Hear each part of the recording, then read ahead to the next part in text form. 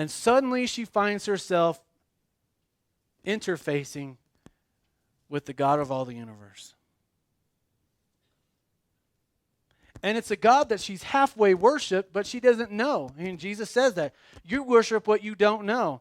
And they do it half-heartedly. Everything they did was half-hearted. Their connection to Jews, half-hearted. Only if it was good to be a Jew would they choose to be a Jew. And so they create their own temple, and they're doing their own rites and rituals, and it's halfway what God has declared of Jews to do.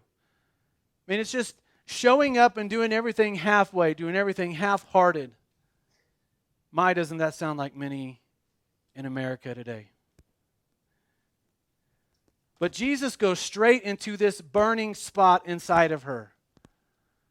Even though she wants to deflect from that, he goes right to that place.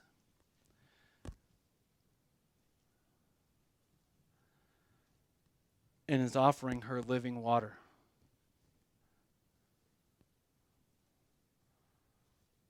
And I think about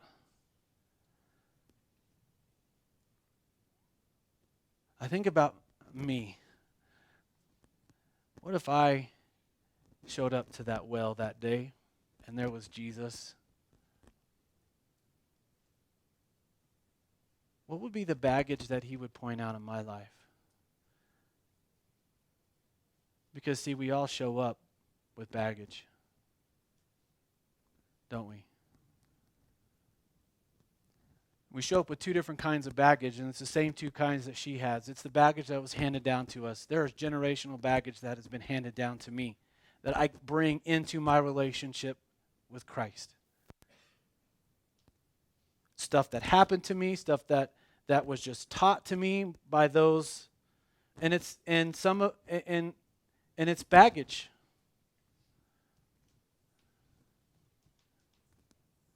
But then there's the baggage that I created myself.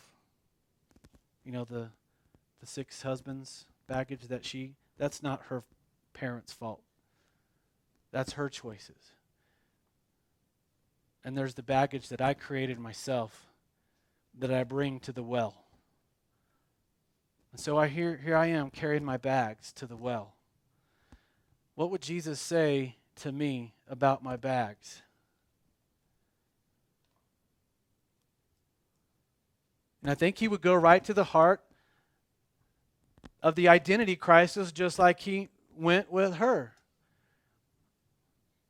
You see, if there's a time coming where worshiping in the temple, this temple or that temple doesn't matter, there's going to be a time where his new temple is dedicated, and that's you and me, then how is it that he's viewing me? What is my real value? And the answer to that is in the story of the prodigal son. And it's all of us. And you know the story. It's the 2 sons. The good son stays at home and he's working in the field every day. The bad son shows up, demands his inheritance, takes it from father, and goes away and squanders all of it. When he's done squandering it, when he's all out, he then is starving. And he's starving so much so that he's hanging out with pigs and he longs to eat what the pigs are eating. And you got to know that when you're telling that story to Jews and you're talking about wanting to eat what the pigs eat, you have now hit rock bottom officially. That is the lowest of the lowest of the low. This guy has completely blown it. So what does he do? He conjures up a plan. Here's my strategy. I know that at my father's house, my servants have food to eat, they have a bed to lay in, and they have a roof over the head. So what I'm going to do is I'm going to get myself cleaned up as best as I can, and I'm going to go home and I'm going to beg Father, who used to be my father, to now allow me to become like a servant. That was his plan. Seemed like a pretty good plan. The problem was his identity changed in his mind. It never changed with Father. What happens is when he crests the hill, Father sees him, he goes running. And as soon as son is trying to get out his idea to beg Father to allow him to become a servant, what does Father do? He cuts him off. He puts a robe on his back. He puts a ring on his finger, kills the fatted calf, throws a party. Why? Because my son, who was dead, is now alive again. Identity, value of son never changed with Father. It never shifted with him, but it totally shifted with Son. And that is us. That is what we do. We show up to the well with our bags and we believe something about ourselves that's not true. We believe that we're not worthy of having relationship with Messiah. We believe that we are not worthy of having interface with Christ. But he says to us, and he speaks it so clearly in the book of Ephesians, we have been adopted as sons and daughters. You and I are children of his. We are heirs to the throne. We do not show up to this relationship with servant mentality. Does that mean we're not supposed to serve? Absolutely not. We are supposed to serve. The difference is our identity. Servants serve because it's their job. Sons and daughters serve because they're partnering in the family business. Think about it. It changes everything. When you have accepted your true identity of who you are in him, then what you do, how you view what you do, drastically changes. There's no room for bitterness when you know that you're a son or a daughter.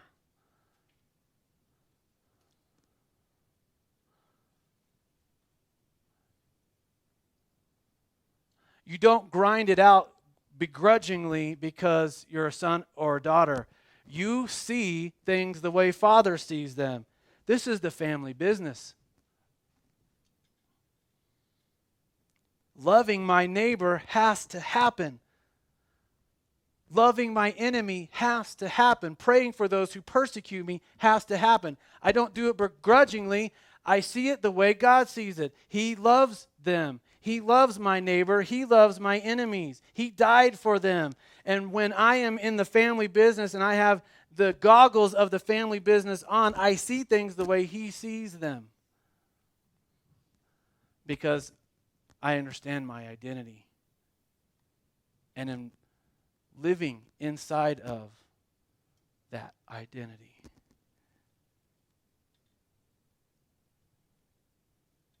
And you end up looking for love in the right place. And finding it. And let me tell you something. What son or what daughter does not want to be lavished on? The love of the Father being lavished on them. I mean, who doesn't want that? We all do. Whether you're 10 or 110, you want that love lavished on you. That's us. That's you and me. And so we show up to this well, and we're carrying this baggage. And he goes right to that burning spot inside of us. And he begins to open up our eyes to the truth about ourselves, our identity. And then he goes on to say this: I can handle the baggage. I can handle it.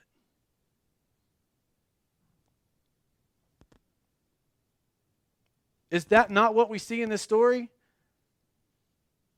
5 husbands, and the one that she's with now is not. I mean, she didn't even bother marrying this guy.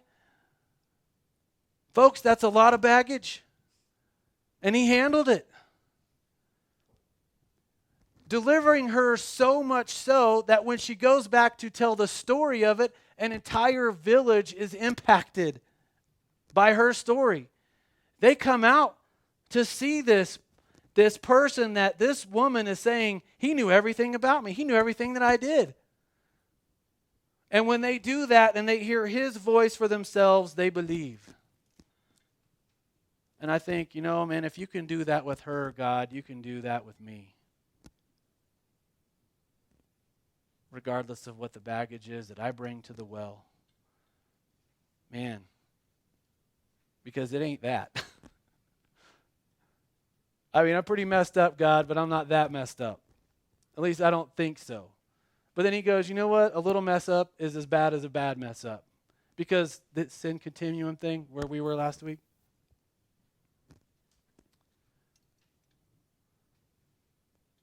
He can handle the baggage. The question is, will we let him? Now, I want to ask that you would just close your eyes again, as we did earlier. And I want to invite you to the well. Would you allow yourself to go to the well? And you've got your baggage. Come on, we all do. The baggage in your left hand is the baggage that was handed down to you from your parents, from their parents, from their parents. And it goes back way beyond what you know. See, I only know to about grandpa. And even at that level, I don't really know that much.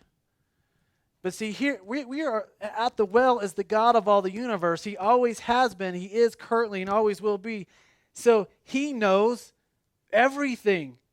We are reminded now in this moment we don't inform him on anything. So he knows about all the baggage. In fact, he knows where the baggage came from. He knows where the baggage started. And it could go 1,000 years backwards.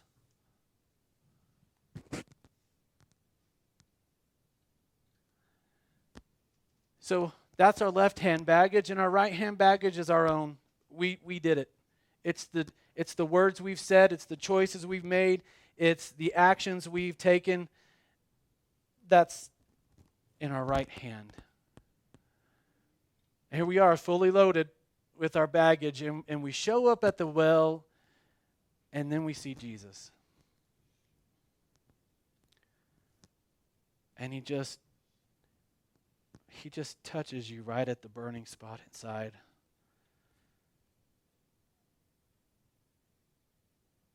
And he's wanting to deal with you at that level. And at the same time, you hear him saying to you, I can handle the baggage. I can handle it.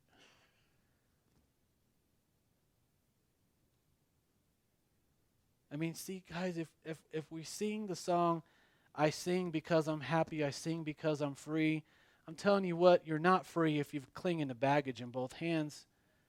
That's a lot of weight. Obviously, he's got freedom for us. So it's you and Jesus at the well. And Jesus, I'm asking a simple prayer